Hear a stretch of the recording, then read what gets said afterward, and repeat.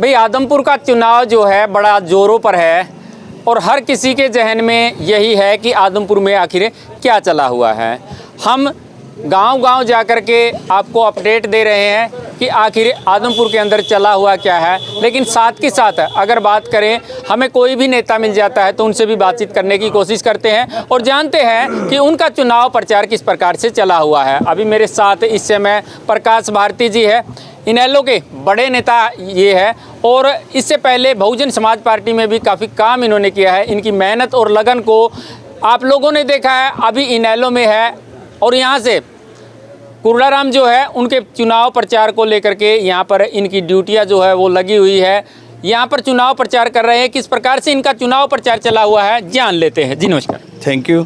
अच्छा भारती जी, ये बताइए, लगातार लोगों के बीच में जा रहे हैं, समस्याएं भी दिखा रहे होंगे और दूसरी बात करें तो किस प्रकार का माहौल जो है वो आप कुर्राराम जी का बना रहे हैं? मेरी ड्यूटी जैसे आदमपुर में लगी, हम आदमपुर के गांव-गांव में गए।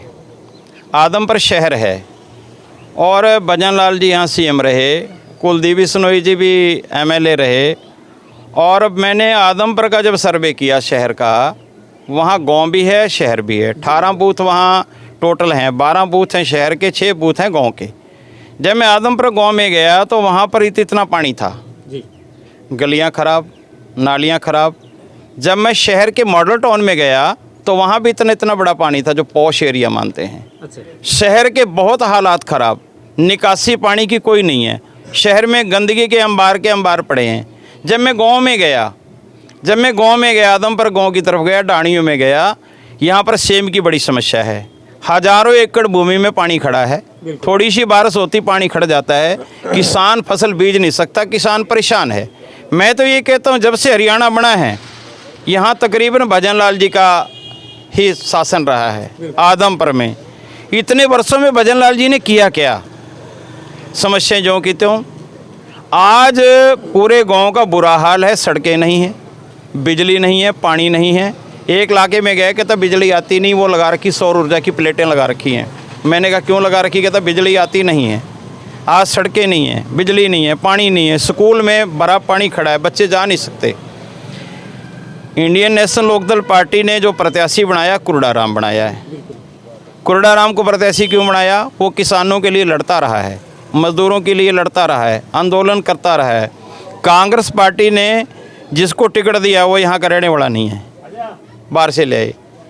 जहाँ तक कुलदीप बिश्नोई का बेटा है, ये भी विदेश में रहता था, अब विदेश से लाके इसको खड़ा कर दिया।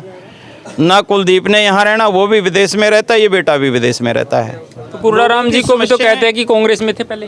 बेशक कांग्रेस में था, कुर्राराम जी ने कांग्रेस में काम किए 35-40 साल और यहाँ के लोगों ने पंचायत की, बाड़समंद के आसपास के 20-25 गाँव ने पंचायत की कि हमें टिकट मिलना चाहिए जी, लोकल को टिकट दो। कुर्राराम ने ये कहा कि टिकट मुझे नहीं, किसी को भी दे दो, पर कांग्रेस ने किसी आदमी को टिकट नहीं दिया जो किसान मजदूर की लड़ाई लड़ सकता है। कांग्रेस ने टिकट ऐसे आदमी को दिया, इसलिए पूरी पंचायत इकट्ठी होकर चौटाला साहब के पास आई। चौटाला साहब ने किसानों की बात मान करके कुर्राराम को टिकट दिया।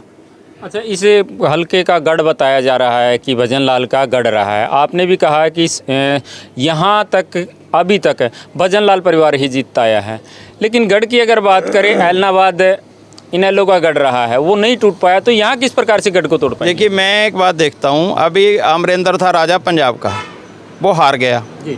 बादल साहब पंजाब के मुख्यमंत्री, वो हार गए। तो जब वो हार सकते तो ये कुलदीप भी हार सकता है।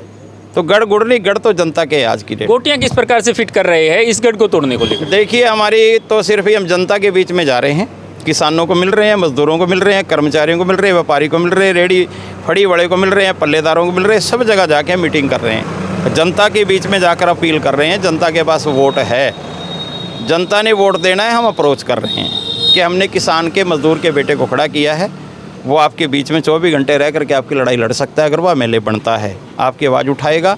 और इंडियन नेशनल लोकदल पार्टी के प्रत्याशी को भरपूर समर्थन मिल रहा है। पूरे गांव में हम जा रहे हैं, यहाँ भी आप लोग देख रहे हैं, जगह जगह मीटिंग कर रहे हैं, मंजा मीटिंग कर रहे हैं, नुक्कड़ मीटिंग कर रहे हैं। चौटाला साहब के प्रोग्राम लगे हुए हैं, अभय चौटाला जी लगे हुए हैं, सुनैना जी लग रही है, सारी लीडरशिप हमारी लग रही है। गाँव गाँव में जा रहे, लोगों का बड़ा हमें समर्थन मिल रहा है और हमारा कैंडिडेट भारी मतों से जीतेगा। आपने समर्थन की बात कही है, आपको एक बाबा जी ने समर्थन किया है, क्या लग रहा है उनका समर्थन मिलने से आपको कितना सहयोग जो है वो मिल रहा होगा? देखिए, जैसे जसमेर जी ने हमारे प्रत्याशी का समर्थन किया है, समर्थन तो जैसे किसी भी पार्टी से मिलता है, चाहे एक वोट का क्यों ना हो। एक वोट से भी आदमी की सरकार गिर जाती। वाजपेयी की सरकार एक वोट से गिरी थी। अगर बाबा जी हमारे समर्थन में 1 वोट, 100 वोट, 1000 वोट प्लस करेंगे, उसका हमें फायदा है। अच्छा, अभी हम है ना इसी गांव में सर्वे कर रहे थे जी, जानकारी ले रहे थे कि किस पार्टी का माहौल बना हुआ है, लेकिन हमने यहाँ पर एक ऐसा मोहल्ला दिखा, उस मोहल्ले के अंदर कोई भी नेता वोट मांगने ही नहीं जाता। कारण क्या है, वो जो उन लोगों ने बताया कि हमारे घरों की हालात को देख करके यहाँ पर नहीं आते। और वो हालात ऐसे है कि एक घर के हालात हमने देखे, मकान की छत गिरी हुई है, लेकिन फिर भी उसी घर के अंदर वो अपना जीवन यापन कर रहे हैं। क्या आप उस मोहल्ले में जाकर? बिल्कुल बिल्कुल, हम खैरमपुर में इसीलिए आए हैं। अभी तो हम यहाँ मीटिंग की है, अभी एक मीटिंग में पीछे करके अड्डे पे आया हूँ। अभी मैं पूरे खैरमपुर गांव में बस्ती बस्ती में जाऊँगा, महलों में जाऊँगा, सब जगह में जा रहे हैं। हम कोई महल्ला नहीं छोड़ेंगे, उसी जगह जाना। अभी हमने हमारा प्रोग्राम वहीं का बना हुआ है। अच्छा, चुनाव के अंदर आरोप प्रत्यारोप हमेशा लगते रहते हैं। कोई बाहरी बता देता है, कोई अंदर का बता देता है। जेपी को बता रहे हैं बाहरी है, किसी को विलायती कहते हैं, कोई हिमायती कहते हैं अपने आप को। ज़्यादातर आम आदमी पार्टी की अगर बात करें तो अपने आप को हिमायती कहता है। वो कहता है कि मैं यहीं का हूँ, यहीं पर लोगों की सेवा करूँगा। आपको क्या लगता है, जिस प्रकार से शिक्षा की अगर बात की जाए, शिक्षा को लेकर के हमेशा वो बात करते रहते हैं, लेकिन यहाँ की अगर बात करें, इसी गाँव की, यहाँ शिक्षा को लेकर के बच्चे जो है वो धरने पर बैठे हुए हैं? मेरा आपको ये कहना है, जो आम आदमी पार्टी की तरफ से कैंडिडेट उतारा गया है, वो खास आदमी उतार दिया। वो आम आदमी नहीं है। पार्टी का नारा आम आदमी का था, उतार दिया खास। अगर उन्होंने आम आदमी उतारना था, जो पहले 8 साल से 10 साल से काम कर रहे थे वर्कर, वो उनमें से टिकट क्यों नहीं दिया? अगर किसी गरीब को, किसी आम आदमी को टिकट मिलता तो शायद बेहतर होता। नाम आम आदमी है, काम खास आदमी के लिए करते हैं। इसलिए आम आदमी पार्टी का हरियाणा में कुछ बटने वाला नहीं है, ना आदमपुर में बटने वाला है। इस आदमपुर उपचुनाव में इनेलो को कहाँ स्टैंड करते हुए देख रहे हैं? नेशनल लोकदल पार्टी आज की डेट में नंबर 1 पे खड़ी है। हम गाँव-गाँव में जा रहे हैं, किसानों का पूरा समर्थन मिल रहा है, मजदूरों का समर्थन मिल रहा है। कुर्डाराम के गाँव बाढ़ संबंध में गए, पूरा गाँव एक तरफ हो रहा है। तो हमारा कैंडिडेट आज की डेट में नंबर 1 पे खड़ा है। आपने किसानों का जिक्र किया है, किसान भी लगातार महापंचायतें कर रहे हैं, किसान पंचायतें गांव-गांव जा करके बीजेपी का विरोध कर रहे हैं। आपको क्या लगता है कि वो आपकी पार्टी का समर्थन कर पाएंगे? देखिए, वो ये कह रहे कि भी जो किसान आज विरोध कर रहे हैं, उनका ये कहना है कि भारतीय जनता पार्टी को वोट नहीं करना है। भारतीय जनता पार्टी में कुलदीप है। किसान के लिए कौन अड़ा है, कौन लड़ा है? चौधरी अभय सिंह चौटाला जी अकेले नेता थे जिन्होंने किसानों के लिए समर्थन में रिजाइन किया।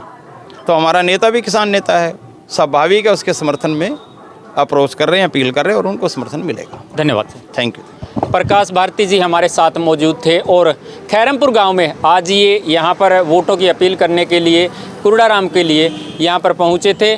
हमने देखा यहाँ पर इनकी जनसभा जो है वो चली हुई है, लेकिन एक बार फिर से आपसे यही अपील करेंगे कि उस बस्ती में ज़रूर जाए, क्योंकि वो आरोप लगा रहे हैं कि वोट मांगने के लिए भी वो यहाँ नहीं आ रहे। नहीं, आपने मेरा जैसे आपने उस बस्ती का जिक्र किया है, अभी मैं खैरमपुर में आया। ये वजीर साहब हमारे इसी गांव से हैं, हमारे नेता हैं, रोशन लाल जी हैं। इन्होंने हमारी जानकारी में दिया था कि आपको कई बस्तियों में लेकर जाना है, गांव में जाना, अड्डे पे जाना, तो हम उसी पर्पज़ को लेकर आए थे। हम बस्ती में ज़रूर जाएंगे। जी, चलिए दर्शकों, लगातार इसी प्रकार से बने रहिएगा। हम तमाम मुद्दों की अपडेट को लेकर के, चुनावी अपडेट को लेकर के आपके बीच में आते रहेंगे। इसी प्रकार से बने रहिएगा। अपने सहयोगी के साथ मैं आपका साथी नरेश कुमार।